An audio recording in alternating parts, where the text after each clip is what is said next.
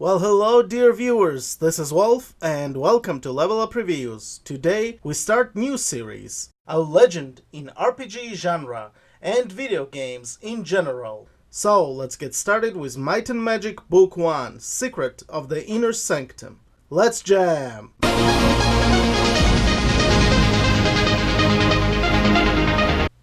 We cannot start talking about Might and Magic without talking about a company called New World Computing and its creator, John Van Cunningham.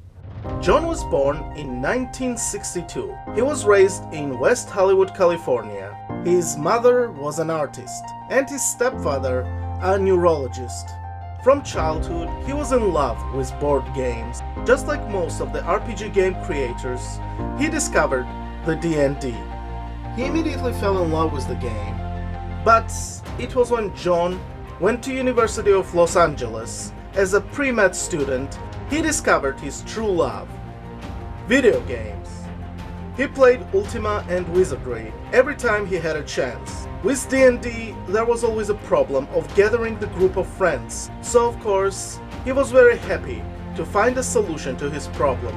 With video games, he could play whenever he wanted to. Because of his new love, he decided to graduate with a degree in computer science. And that is not all. He also started to develop his own game, Might and Magic Book 1, Secret of the Inner Sanctum. He loved both Ultima and Wizardry, but he wanted to experience more of an open-world game with free quest structure, better, more tactical combat system, with magic items to discover, and feeling of getting more powerful by each level. Not to mention, he loved puzzles and wanted to have more of them in the game. In 1983, he decided to create a development company, New World Computing, to give a more official feel to his game. John took inspiration from the games he played, and even debated if the game should be overhead, like Ultima, or first person, like Wizardry. He had 2 whole notebooks written about pros and cons of each approach. But at the end, he decided to go with the first person. Apparently, even at this point, John believed that video games would develop and advance, and that innovation of 3D games was just a matter of time. He used 6502 assembly language to program the game on Apple II. John did not know what a tremendous undertaking this would be. He had to experiment and learn, even write extra programs to get to development of the game. This included programming each wall one by one. This was a very hard and complicated process, not to mention extremely time-consuming. Luckily, he had help. His wife, Michaela, helped him with story and some other minor details. John also met Mark Caldwell during the development of the game.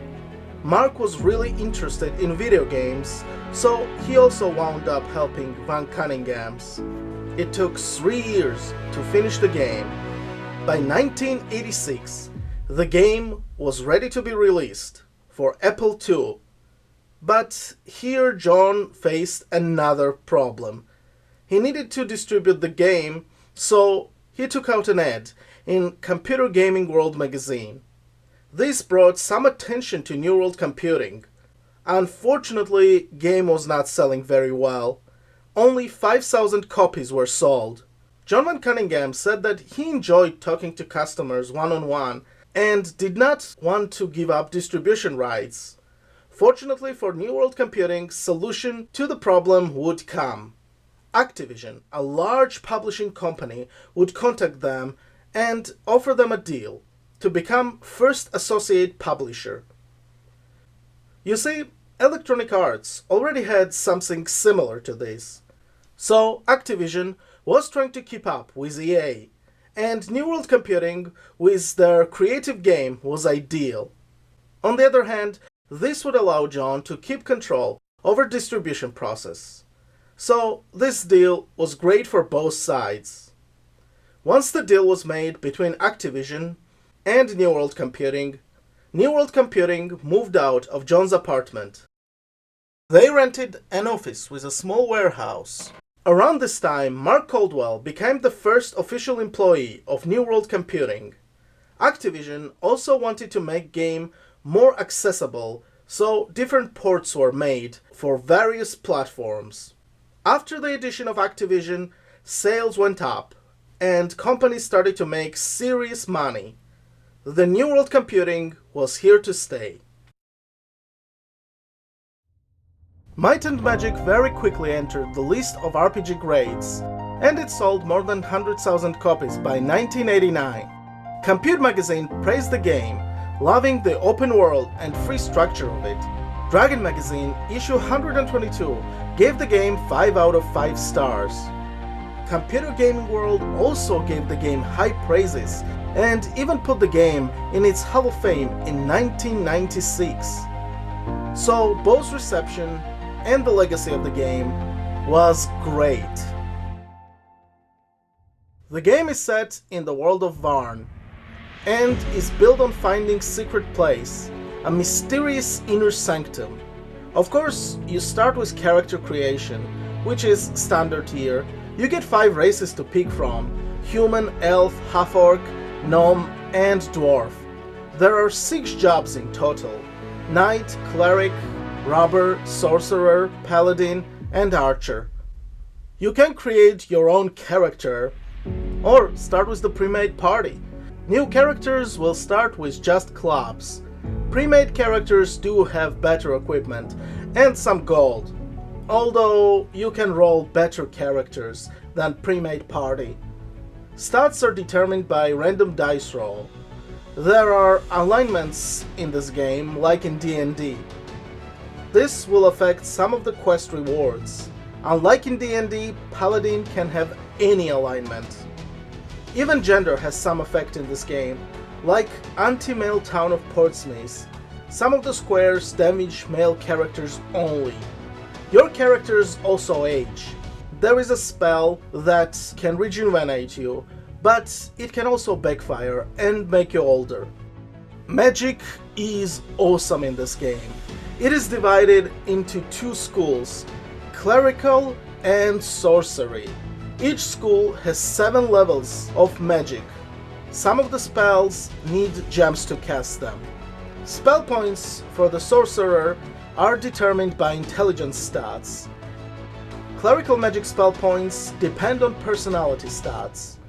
Of course, paladins can cast clerical spells, and for some reason, archers can cast sorcery spells. I don't know. What's cool about the magic is that you needed to fulfill the final quest, but more about that later.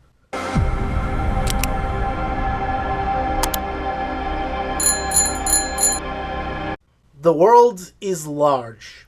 It has more than 4,000 locations, which is amazing considering John had to program each wall one by one.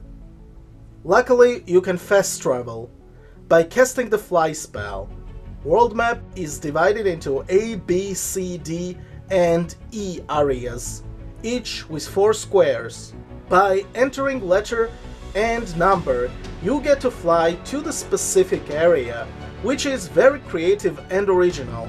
I really love the system. When you travel the world, it looks like a labyrinth.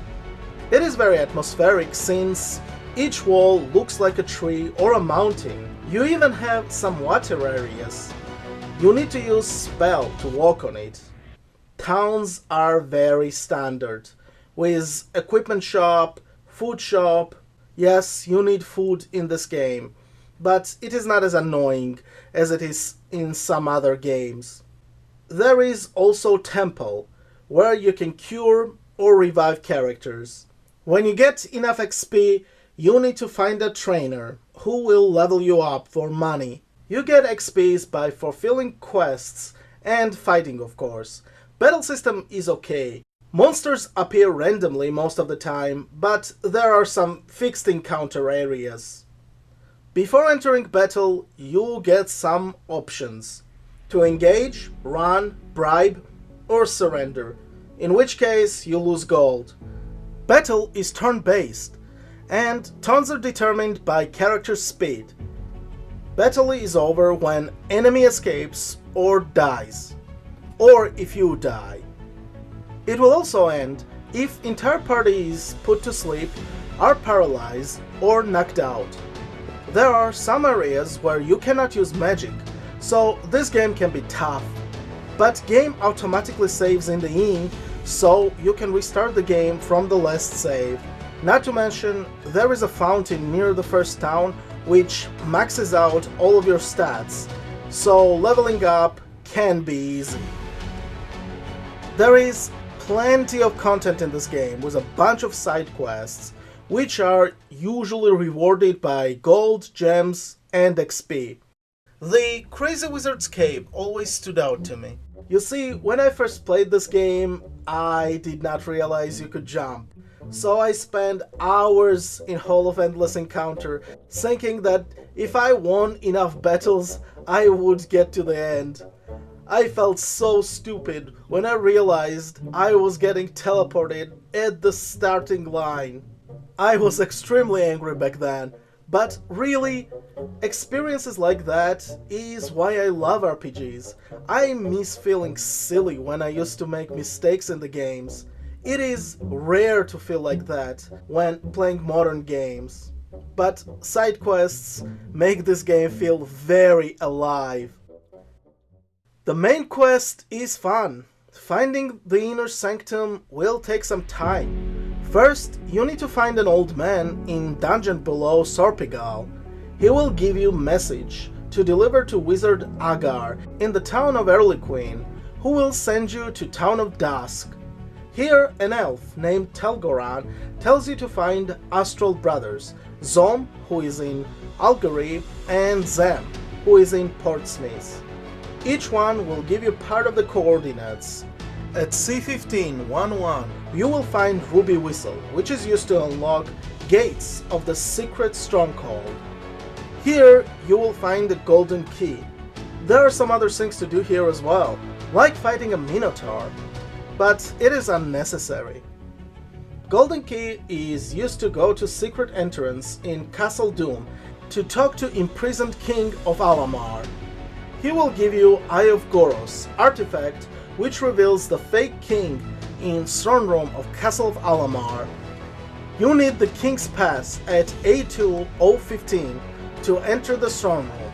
You will also need password to pass through force field in front of castle. You can find the man who tells you the password very close to the castle in E392. After using the Eye of Goros on Fake King, you are transported to Soul Maze. Here, you need to reveal name of the antagonist, which is Shelton. John named him after his border collie, Shelty, who would apparently break everything in Van Cunningham's house. So very, very bad boy. Next, you need to go to A446 to get a coral key. You will need to answer some questions for it. Answers are given by Gypsy at the C2 911. Coral key will let you enter volcano. Here, you will need to set two dials, one on B and other one on J. You need to kiss a virgin to find this out. After entering the final room, you will meet Volcano God. After answering his riddle with the word Gala, he will give you a key card. Now you will need to cast Sorcerer spell to enter the astral plane. This place is dark, and no torch or lights will work. You will need to find a switch and activate it. This will send you back to Sorpigal. In total, there are 5 switches, so you will need to do this 4 more times. Then you need to travel to Astral Plane's final time to enter the Inner Sanctum. Here you meet Data Keeper, who congratulates you and tells you to wait for the next assignment. Replaying Might and Magic 1 was a very interesting experience for me. I did not remember how advanced this game was. I mean, except for graphics, this game has almost everything modern games have. You can have hours of fun with this game. Honestly, I would recommend this game for RPG lovers. One thing I would change would be leveling up. It is a bit slow, but in the end, I can live with it. John Van Cunningham did a great job of implementing everything that made Ultima and Wizardry so great, and added his own vision to it. Might and Magic 1 is an amazing first entry to the franchise. But now we must take a different pathway. A gate to another world.